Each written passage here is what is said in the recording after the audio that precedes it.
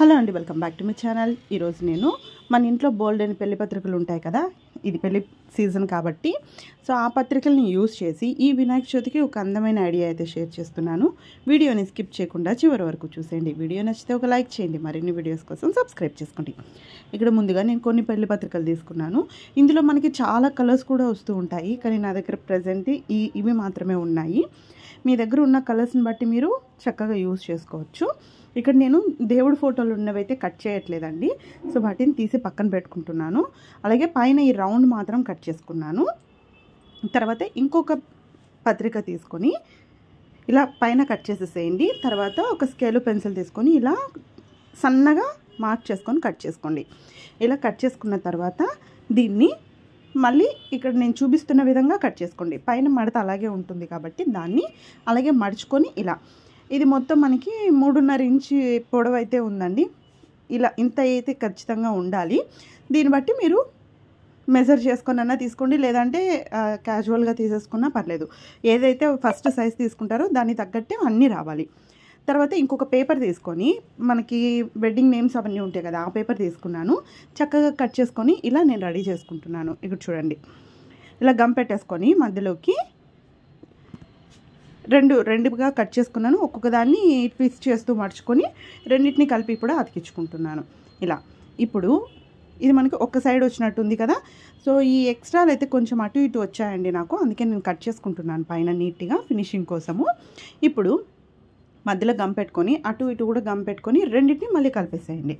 చక్కగా మనకు ఒక రౌండ్ ఫ్లవర్ అయితే వచ్చేసింది. చూసారా ఎంత చక్కగా ఎంత అందంగా ఉంటుందో ఇలా అయితే. సో ఇప్పుడు పైన కొంచెం గమ్ అయితే అప్లై చేయండి లోపల వరకు, విడిపోకుండా, మడతలు విడిపోకుండా. ఇప్పుడు మనం ఆల్రెడీ ముందు కట్ చేసుకున్నాం కదా, సో దాన్ని దీనిపైన పెట్టేస్తున్నాను అనమాట. ఇలా పెట్టేసుకోండి. దీని మీద వినాయకుడు కూడా ఉందండి, సో అది కూడా నేను అతికిచ్చేస్తాను. సో ఇలా రెడీ చేసుకున్న తర్వాత దీన్ని పక్కన పెట్టుకొని ముందుగా మనము కట్ చేసుకున్నాం కదా పేపర్స్, ఇందులో నాకు రెడ్ కలర్ కూడా వచ్చింది కాబట్టి నేను రెడ్ అయితే ఇక్కడ వాడుతున్నాను. ఇంకా దీంట్లో ఎల్లో, పర్పుల్ కలరు అవి కూడా వస్తాయండి. అవి వస్తే కూడా ఇంకా మంచి కలర్ఫుల్గా ఉంటాయి. నేను మళ్ళీ ఎందుకు పేపర్స్ కొండమని ఉన్న వాటిలోనే అడ్జస్ట్ చేస్తున్నాను. ఇలా వీడియోలో చూపించిన విధంగా ఇలా గమ్తో ఒకదానికొకటి లోపల పెట్టుకుంటూ అతికించుకోవాలి. మీకు అతికేయడం కష్టంగా ఉంటే జస్ట్ పిన్ చేసుకుంటూ వచ్చేసేయండి. పిన్ చేసుకుంటే పిల్లలు ఉంటే ఇబ్బంది అవుతుందని నేను గమ్తో అలా అతికిచ్చేసాను. సో ఇలా ఒకదానికొకటి అతికించుకోవాలి. ఇలా నేను మొత్తం 7 లైన్స్ చేసుకున్నాను అనమాట. అంటే స్టెప్ బై స్టెప్ చేసుకున్నాను, ఒకటే ఆర్డర్లో కాకుండా స్టెప్ బై స్టెప్ చేశాను. అంటే నేను మీకు చూపిస్తాను లాస్ట్లో. చూసారా, ఇలా కొన్ని అయితే రెడీ చేసేసుకున్నాను అనమాట. ఇలా రెడీ చేసుకున్న తర్వాత ఇప్పుడు డబల్ టేప్ తీసుకోండి. ఇది పూజ గదిలో నేను చూపిస్తున్నాను. సో నాకు వచ్చి పూజ గదిలో లైట్ గ్రీన్ కలర్ ఉందన్నమాట.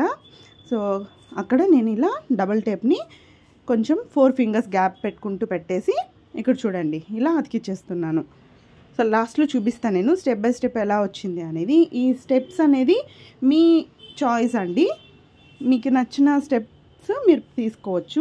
చూడగానే మనకి తెలిసిపోతుంది ఏ ఆర్డర్ కరెక్ట్గా ఉంటుంది అని.